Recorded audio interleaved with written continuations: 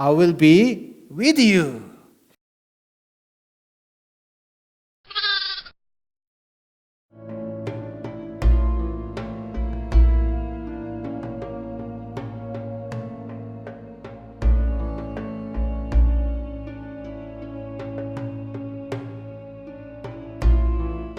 God asked him to stay in the land he was living there, promising him that if he stayed there, despite the famine, God would be with him and bless him. Here God offered Isaac his deal. If you stay instead of going down to Egypt, despite financial difficulty, I will be with you and bless you. And then I will fulfill the covenant blessing given to your father Abraham. That way, God offered his deal to Isaac.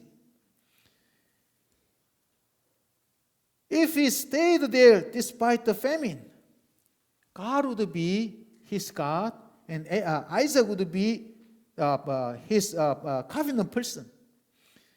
Isaac grew up in a believing environment, attending worship service with his father Abraham, learning of God from him. Actually, Isaac was a mature man of God, a man of prayer. Yet, it did not mean that he was automatically God's covenant person. Instead, becoming God's covenant person is a very personal matter. It is not conceptual, but real. If Isaac accepted that offer by doing what God asked him to do, then he would enter into a binding contract relationship with God. Indeed, then God would be his God and he God's covenant person. My children grew up in a believing environment. In that sense, they were blessed. They were born in the believing environment. They studied the Bible, and they even served the God's work through singing and dancing. Yet it does not mean that they are automatically God's covenant people.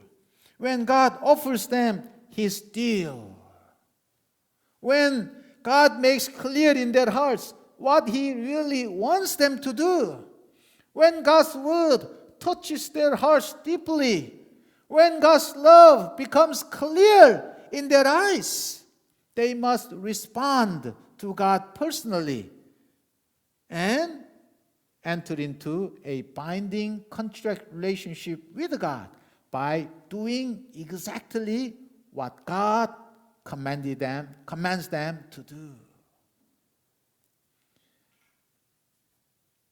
What is the terms and conditions of this covenant offered to Isaac? God said to him, "Do not go down to Egypt. Live in the land where I tell you to live. Stay in this land for a while, and I will be with you and bless you." For Abraham, the condition God asked him to fulfill was to leave his country, his people, and his father's household, and go to the land God had planned for him, God's promised land. Now, since Isaac was already living in the promised land, the only condition God asked him to do was to stay in the promised land no matter what. Right then, in the promised land, there was economic crisis. Isaac had a difficulty to find a job. He had a difficulty to support his family. Maybe he got eviction letter from his landlord. He could not afford his son's babysitting fee.